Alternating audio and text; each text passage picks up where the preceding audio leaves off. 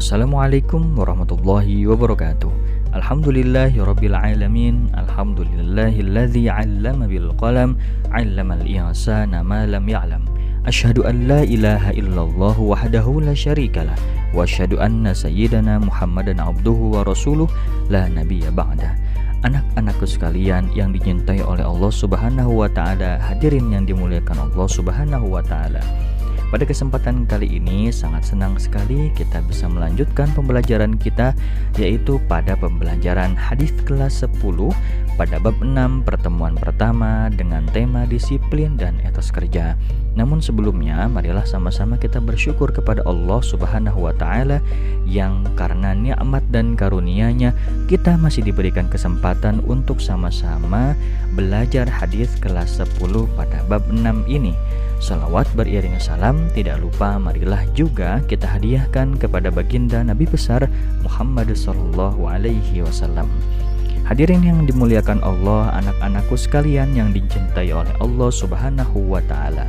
Mari sama-sama kita membaca tujuan pembelajaran kita terlebih dahulu pada bab 6 ini sebelum kita melanjutkan kepada pembahasan yang ada pada bab 6 ini.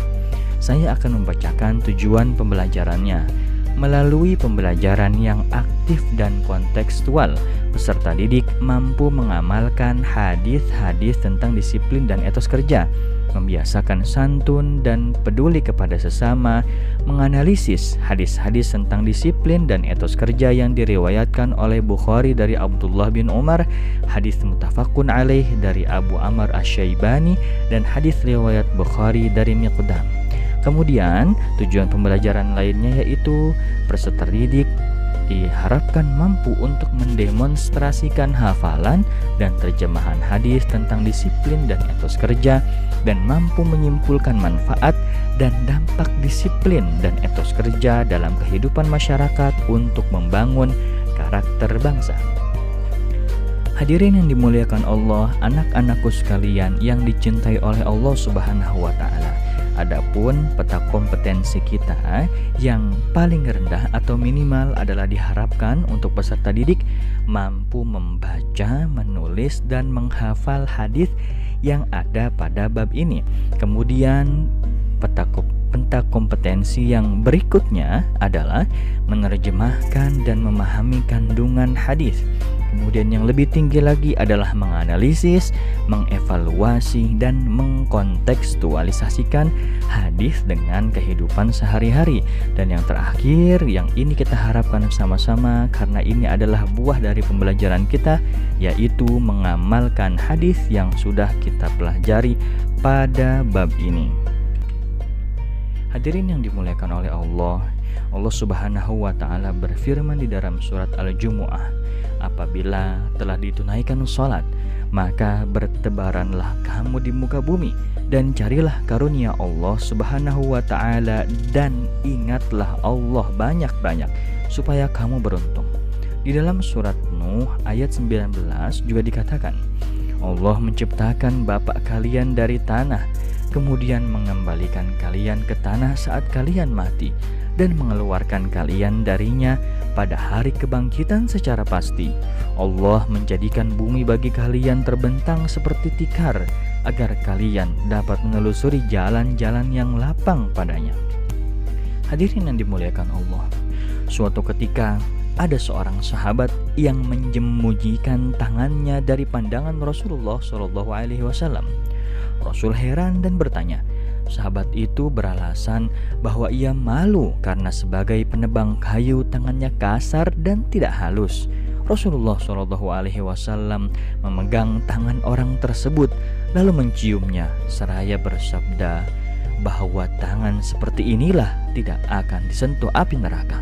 Ungkapan Rasulullah SAW sebagai penghormatan betapa Islam sangat menghargai kemandirian dan mencela perbuatan meminta-minta dan menjadi beban orang lain. Profesi mencari kayu bakar dengan segala faktor kesulitan, kerendahan perolehan hasilnya lebih baik daripada menganggur dan menjadi beban orang lain. Rasulullah SAW sangat mengecam umatnya yang malas bekerja. Dalam sebuah hadis ditegaskan, yang sangat menakutkan atas umatku adalah banyak makan, lama tidur, serta malas. Pengangguran hanya akan menjadikan seorang manusia menjadi keras hati. Hadis riwayat Asy-Syihab.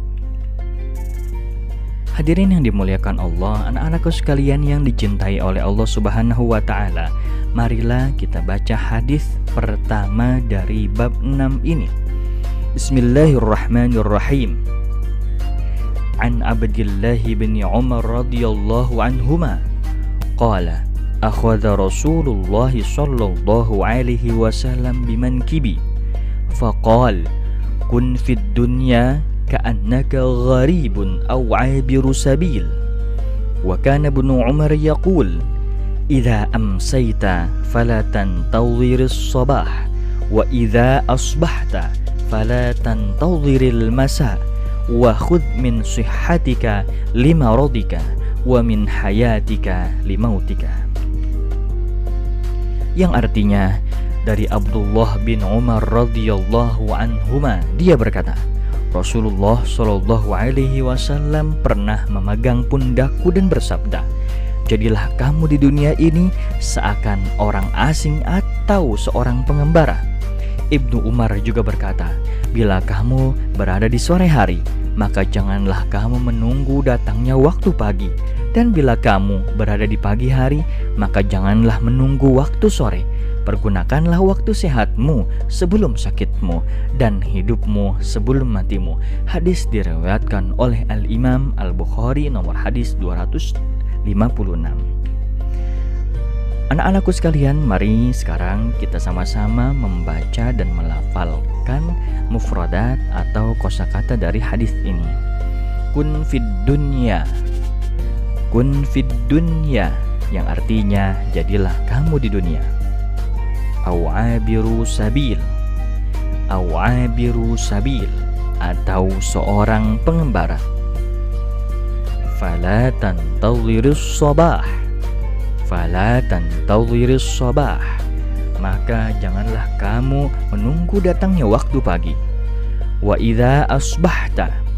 Wa idza asbahta, dan bila kamu berada di pagi hari.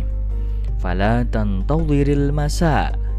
Fala tantadhiril masa, maka janganlah menunggu waktu sore. Wa min hayatika limautika. Wa min hayatika limautika.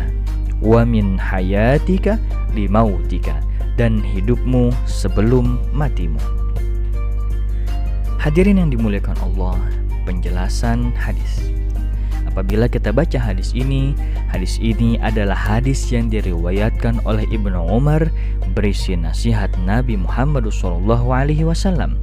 Hadis ini dapat menghidupkan hati karena di dalamnya terdapat peringatan untuk menjauhkan diri dari tipuan dunia, masa muda, masa sehat, umur, dan sebagainya.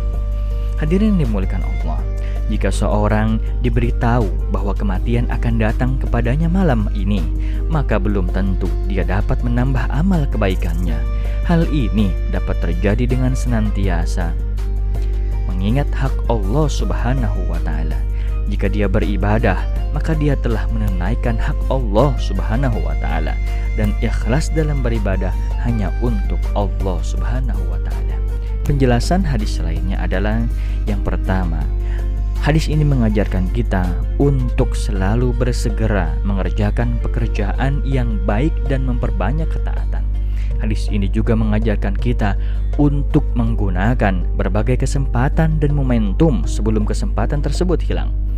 Selain itu, hadis ini juga mengajarkan zuhud di dunia, berarti tidak bergantung kepadanya hingga mengabaikan ibadah kepada Allah Subhanahu wa taala untuk kehidupan akhirat. Hati-hati dan khawatir dari azab Allah Subhanahu wa taala. Waspada dari teman yang mengajak kepada perbuatan buruk sehingga membuat diri lalai akan kewajiban diri sendiri.